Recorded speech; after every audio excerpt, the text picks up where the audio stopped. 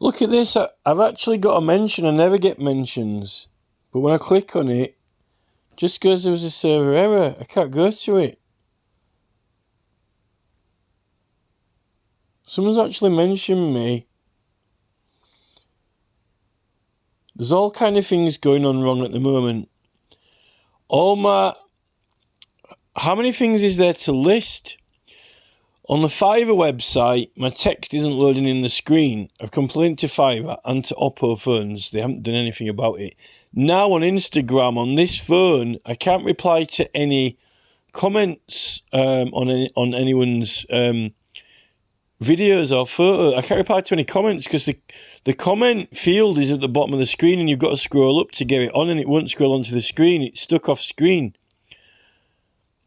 Then on Facebook the other day, every time I started to like or react to something, it just vanished. So I couldn't, like, the option to react, just after you touch it, it just disappeared.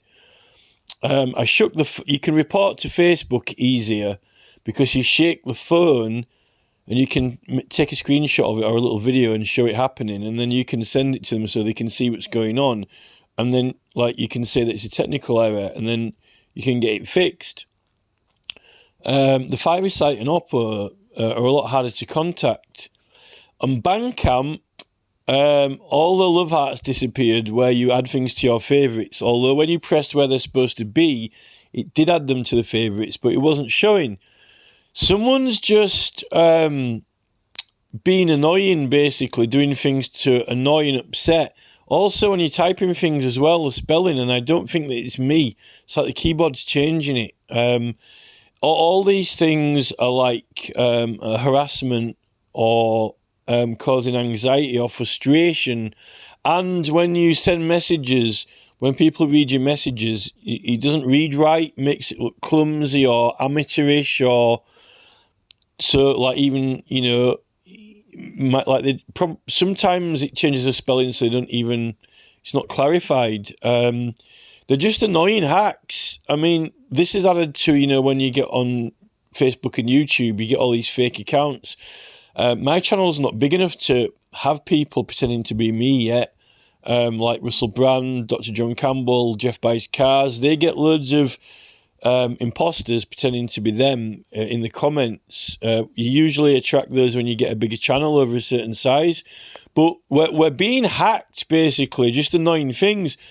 I don't know if it's happening to anyone else or if this is just me being targeted at the moment. I don't know if this is just like something they're doing to me, particular to me, because I don't have that big channels.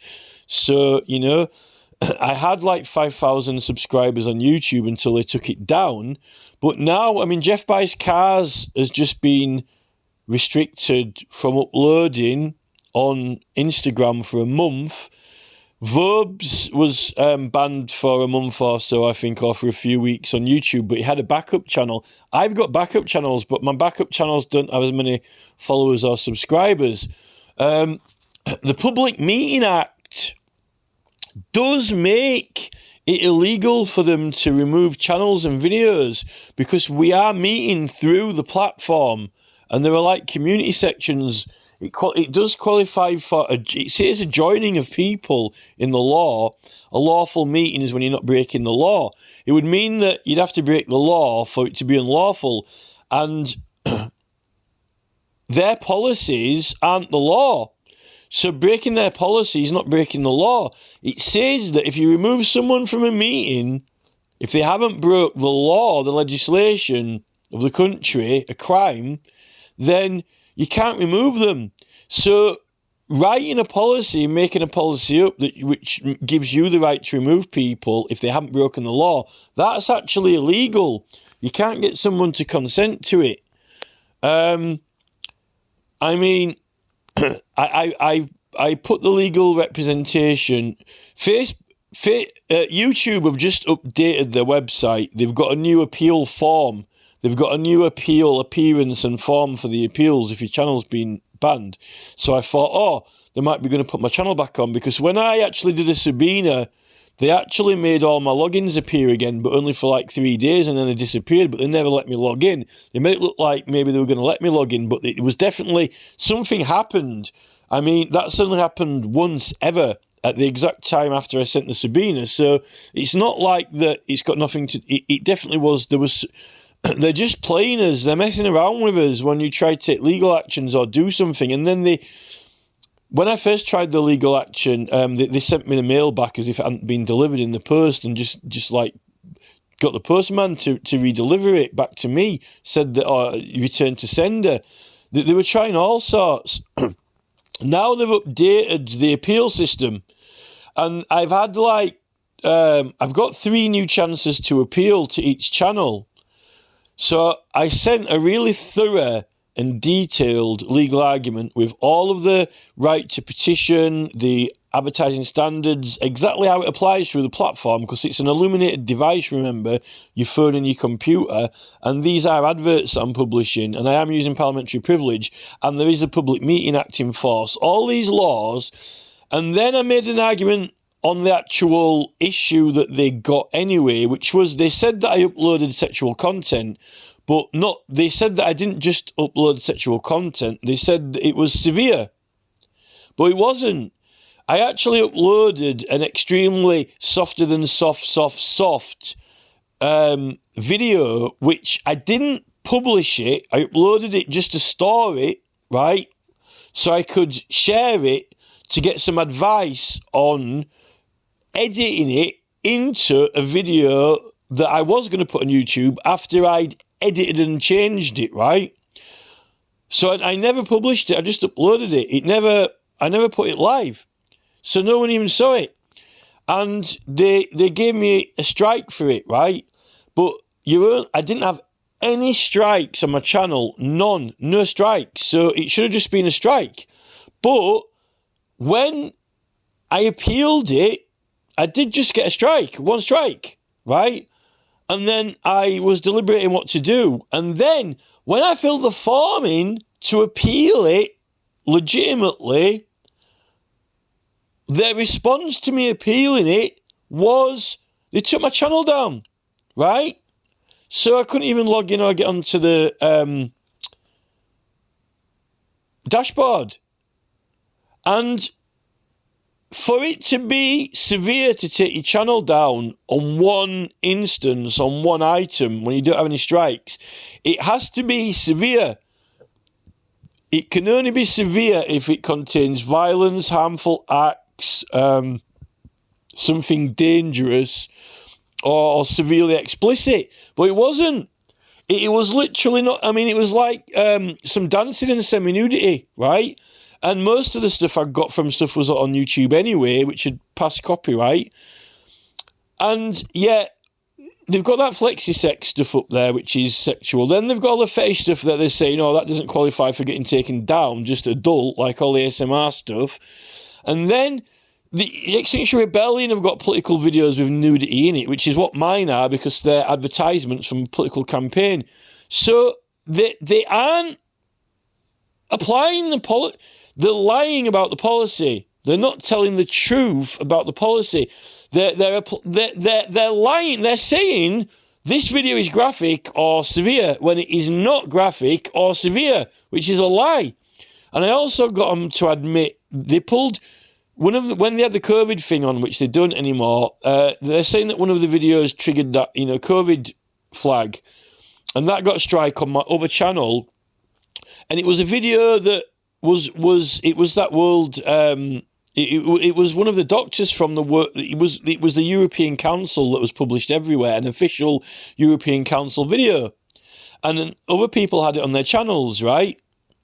So that is actually what it was. And I argued with them on it, and they said, "Oh yeah, there's been a mistake on there, right?" So that's actually what happened, and they're still not agreeing with us on the main channel. They admitted faults on the other channel strikes, but they say they're not restoring the other channels, even though they made a mistake because of this other channel. They're calling it circumvention or whatever. It's all on this video, which is not severe. I think it's hacked. I think I've actually been hacked. Someone's taken it down, hacked it, and it made out it's YouTube, and YouTube are just not, they're not entertaining the idea that I was hacked. They was not entertaining the idea that the policy. And when I'm putting appeals through, they can't be reading the appeals. They can't be looking at the law. They can't have anyone who understands the law even assessing it. They're not. I managed to get someone on the Twitter team to look at it one time, but I think there's someone intervening, and now I'm getting all these other hacks, just annoying, nasty little hacks that are just making life upsetting and distressing. Just looking at websites, like the website page won't load properly. I can't read the text, it's off the screen. Why isn't it loading in the page anymore?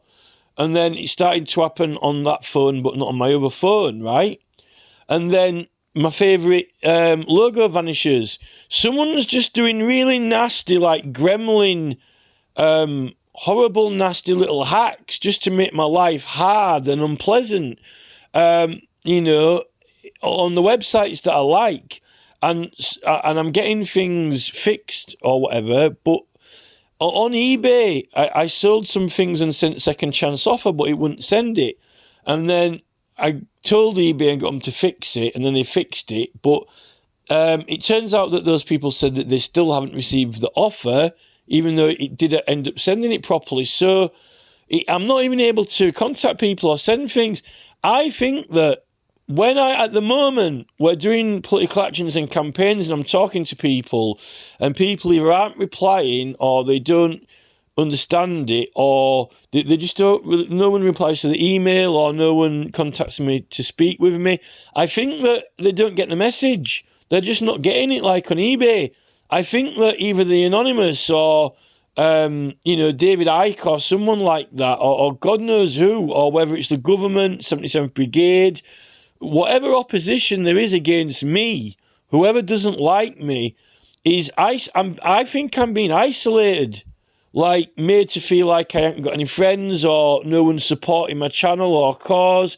That's not to say that, I mean, obviously, if no one replied to me, it would be too obvious, but it's like, obviously, if you're in a group, you're in the group and you're talking to people. Obviously, when you're in the groups and you're talking about certain things, obviously, people are going to reply to your comments or like the certain things. And I've never been bothered, I'm not the sort of person who, I don't think I could handle it if there was like hundreds and thousands of replies like some people get, like verbs, because, they can't possibly go through all of the replies. I know people like John Campbell do go through a lot of their replies. Russell Brand has got an entire team to support him, but I think someone is life hacking me. What they're doing is they're stopping me from being successful or succeeding. And I'm not saying it's all on that, but there is some of that in there. And the rest of it is like, when I'm speaking to someone, like I was speaking to Tim Spears, right? And I was trying to explain to him about rights. And he's saying, oh, no, I don't get this. It's just going over my head. I can't understand it. Now, maybe that was him saying that, and maybe he doesn't understand it. Maybe I can't explain it to him. But there is a chance that they can actually hack the messenger, and they can reply as if that it is the person just saying, oh, I don't understand it and I can't get it, to try and stop you speaking with them and explaining it to them so they get it and then they can use it. And I think this is what's happening in all these courts. I mean, a few times I've been successful with some cases, like I've helped some of the Stop ULEZ guys, and it actually seems to be effective or taking effect and some contribution, but not in some of the other cases. But, I don't think it's a figment. Verbs is getting strikes against his channel and taken down. I don't think that he's actually doing anything wrong. I think that depending on who you are and what your capacity is, you might say, well, how's Verbs even got to the stage where he's got all those followers and subscribers? I think that it is this controlled opposition. Some people, it could be advantageous to the Conservatives or Labour to have someone like Verbs getting allowed to get to a certain prolific presence in order, so they've got people to point at and say, oh, you know, these are the conspiracy theories, all the nuts, like what they've been doing to Neil Oliver on the main news. They were saying that to Neil Oliver on the main news, you know, like, have they got him on there so they can call him out on it, you know? So, and when I try and contact a lot of these channels who are meant to be interested in the same things or on the same side, no one's replying. I mean, that William Keat, he's meant to be, I mean, he is really, really into these political rights and right to petition, like I am, but at the same depth of it and at the same level as I am, but he's not responding. The same thing with Brodie Waddle, you know. I mean, I'm not saying Brodie Waddle, you know, it wasn't him who was responding, but, you know, I've got, you know, piles and piles of, you know, uni work to go through and mark. I'm a busy man. I've got my students to attend to and their grades to do, and, you know, I've got my wife and kids and all these other things. I'm not saying that people aren't busy and got stuff to do, but, you know, they're interested in these very niche specialist subjects, right? And that's their expert field, and it's something that they like and something that they're really interested in. And, you know, you would have thought that, you know, they like it, that students want to go on their course and learn about it. You know, that's the subject they've chosen, and they're even doing projects on it and studying it and things like that, right? So you would have thought that if you showed an interest in the subject that they like Professor Karen Bowie as well at Glasgow University, she's extremely into all the intricacies and deep intellectual aspects of the, you know, all the laws and history around petitioning. Really, you would have thought that if you're a person, right, who likes petitioning and history and law, and you are very interested in it, what other person would, you know, these people are supposed to thrive on that subject, and they also are teachers. They want to teach that subject. They're actually looking for other humans on this planet who show an interest in that subject and are keen and eager to learn about it. So when you're replying to these people, and by the way, academics who are in the, as long as it's not for profit, as long as you aren't a business looking to make money, right? If it's, you know, for educational purposes or just out of interest, right? You're supposed to be allowed to contact professors or people like that, you know, if it's not for profit, and speak to them, you know, because particularly under national insurance, you know, particularly when it's under government-funded education systems, right? You would have thought that, oh, you know, there's someone here who's extremely interested in, you know, history around the legal system and law, particularly a peculiar area of law, but you don't get any response from these people. I mean, even Professor Tim Wilson, he's got a channel, so Tim Wilson is a professor. He does have a specialist subject, which is media, but he also likes to talk about politics. You'll see him every now and again. He'll pick something out of the comments and go, you know, wow, you know, this drew my attention the other day. Someone said this, and then he'll like spend the whole video reciting it or pick it out, you know. But you know, I have mentioned to him one or two times about, you know, I'd like to speak to him sometime, and he has kind of responded and said, yeah, that'd be cool. Like, you know, he said it would be cool to talk to us or whatever. But, you know, it's not like he has his phone number on his website. He's got his email address or whatever. I do send him messages. But, you know, I really don't know how you interact with these people. I'm not incapable. I'm not, like, incapacitated or incompetent. You know, there's Big Brother Watch who are, like, they're doing legal, you know, they're getting hundreds of thousands of signatures on their petitions. They don't have a group that's got 80,000 members. It's not like Big Brother Watch don't have, you know, a Facebook group that's got 80,000 members, and they don't get 80,000 people commenting on the videos. But clearly they've got, you know, people email them, go on the website after they hand, material out, media out, advertise. They do put a lot of effort to walking around on the streets of London, promoing, speaking to people, doing promo. They manage to get funding in. They do legal cases. They ring people up. They contact them. I contacted Pro Bono.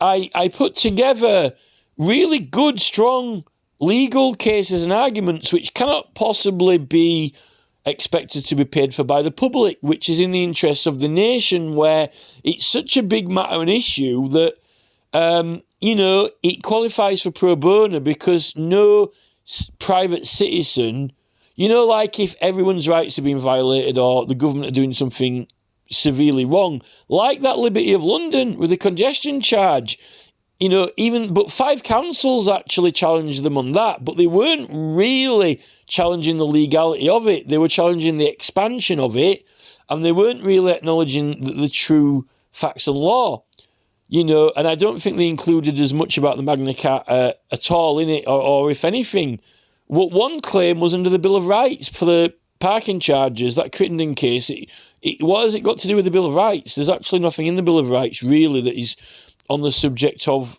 parking charges, not what I can think of, but there is in Magna Carta. In the Stonehenge case that was, £135,000 raised, even though they've got all these petition signatures, which is raising the matter above the courts to Parliament, it doesn't seem to get recognised in the legal jurisdiction track, but yet double standards, double jeopardy of law, two tramline cases at once. If someone was prosecuting you, this is why you're not supposed to have cases in 2 jurisdictions over the one facts and circumstances, or like being prosecuted in the magistrates' court for harassment and then prosecuted in the Crown Court for harassment at the same time, because you've got 2 cases going on, and one's also a higher jurisdiction. That's jeopardy of law. You're not supposed to have a petition to Parliament legitimately with, because they're actually meant to hear it in the committee when you've got all those signatures, particularly when there's an existing case you're appealing. The petition is meant to be intricately linked to any previous matters that have been heard in any other areas of government. So it is petition by appeal, really, to the Parliament. So why would you have an appeal in the courts when it's been petitioned to Parliament anyway? Although I suppose that Parliament ended and they called off, they stopped all petitions and they're starting from scratch again. I'll give them that.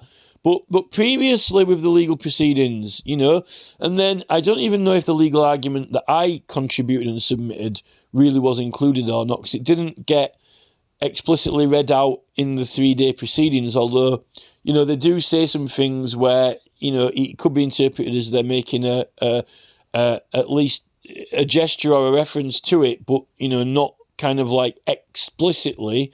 Although I did get it properly investigated by judicial conduct, so that's official. I suppose if it's officially investigated, any matters to do with that case, I suppose have got to go on account of the justice system. So maybe that it would have to be included in this new appeal as a matter of fact on record that went through the justice system, through JCOI in relation to it. But this is the thing, those 5 borough councils that represented that Stop ULEZ case, that matter of the Magna Carta should have been included in it. And when you actually read it and look at it, they didn't properly challenge the legality of it, because if they did, it's actually putting the legality of Tony Blair into question. And none of those 5 councils wanted to, no Tory party or members or councils wanted a court to suddenly go, oh, the entire congestion charge is illegal and all of ULEZ, the entirety of it. They wanted to have it as it was, but challenge it expanding. That's what they wanted to do. It's all controlled. So they're not actually addressing the matters properly, even though apparently they spend hundreds of thousands of taxpayers' money on that legal case. 5 councils. you know, and it's ridiculous because with 80,000 people in a group, you could easily raise, if everyone put £1, that's £80,000. That's nearly as much as a Stonehenge tunnel case. You know, to prove that the whole ULEZ thing is actually illegal and unlawful, and that Khan is acting illegally. But everyone thinks that that was challenged properly through that case that Jonathan Swift heard by those 5 councils. And if 5 councils can't stop it, then who can? But actually, they didn't challenge it on the actual proper full legal point that needed to be challenged on. They actually challenged the expansion of it. So it hasn't actually been challenged. I think everyone was led to believe that it had been and failed, so it couldn't be anymore. When you try and explain it in the groups, I just don't think people are listening. So, you know, there's lots to talk about, and there is definitely something happening with the social media platforms, weird and odd things going on, little hacks. It's like a different one each time, but it's just there to hinder. It's just there to hinder or annoy. It's definitely been hacked. Someone's hacking it just to annoy. But what I don't know is if it's happening to other people, if it's happening to a certain phone system, if it's just me personally targeted. You know, I don't know that. But, you know, someone is hindering people. But even these big channels, like I said, they're doing different approaches against different targets, different people. You know, Jeff Buys Cars is allowed, you know, I think that, you know, I'm not knocking, I'm not saying that he hasn't, you know, worked really hard to get his channel, but it noticed that, you know, now they're pulling out the stops. They're saying, right, now you're not allowed to upload any videos for a month. So it's controlled. Same with verbs. And the thing is, what is distressing is that they're getting all these experts on, like William Key and, you know, Edward Fitzgerald, who are the experts in these niches of law. And then you've got Colchester Council Watch, who are getting, you know, that Damien Jones guy on, who's meant to be, you know, a legal expert in rights as well. But yet, those guests who are friends with the channel and they aren't seeming to be calling for or getting them to take these actions, which could immediately solve all the problems and help everyone out. And if I could just talk to those people, I could help fill them in with a few bits and pieces, and then we could focus and orchestrate something, because I don't have a big following, and then we could actually get some kind of legal action or complaint, or at least voice it to their audience and get them, you know, buzzing about it, or look, you know, typing it in and looking and show some interest, and then it might click to them. You know, if only Vobes or Jeff Buy Cars were to just say them, you know, you know, Neil Oliver is saying, you know, give a few pounds for a coffee. You know, give it with a few pounds and we'll have questions and answers or whatever. Come on Patreon. Maybe I'm not on the right website, but, you know, I'd give Neil Oliver £100 towards his channel if he'd just say, like abracadabra, on one of his programs, you know, oh, someone has been talking about the Public Meeting Act, like, you know, that, you know, if we look into it, everyone type it up, you know, I want everyone to show interest in it and start researching it now. And what you'll find is that, you know, it must apply to the platforms. It has to, and you know, and if we all agree it does, when we all start looking at it and typing it in and reading it now and thinking about it, then what implications does that have on our channels getting removed? And then, you know, then people start to click, and then we're like, oh, no, you know, we all need to take some legal action or do something, you know, then you can actually challenge it. But Vobes is talking about it all the time, talking about it, oh, you know, the government and these platforms and all these things happening. But, like, it's a little bit like Brand. And this is why I'm kind of like, you know, I can't watch it every day because it's like, just get the record player out, get the record, and then, hey, the state, Russell Brand, the government, what's the next thing's happening in the news? Donald Trump's being shot. It's like, which record are you going to get out? Brand's done a few programs where he was like, okay, everyone, don't pay electricity bills. And that's the program when the next day the Queen ends up, dead, But that shows how powerful it is and how much these people don't want you to say these things that are so, everyone support Don't Pay UK. I mean, surely that has got to be, what would the timing be on that? Or when Russell Brand rarely gets people to sign a petition and then the next day there's an extra 10,000 signatures on it, I mean, what does it take for Brand, who's meant to be against the establishment? He's had his platform demonetised. Brand's had his platform restricted by the Secretary of State, although, Lucy Fraser is no longer the Secretary of State anymore. So that didn't last long, did it, right? I mean, seriously, I wish I had the money to pay for an advert on Brand. That people are paying to advertise their Rumble coffee on there or whatever. If Brand could say, hey, don't you all think the Public Meeting Act might be relevant to these platforms? Why don't you all type it in and have a look at it? And then, I'll do a poll if you think that it's relevant, Or do you think that we could even take action against YouTube using this act? And by the way, I'll do it, if you, use the, PayPal account or, donate here. Brand gets his YouTube revenue restored or something like that. It's, possibly 10 words, if not less, But the thing is, it's not just for me.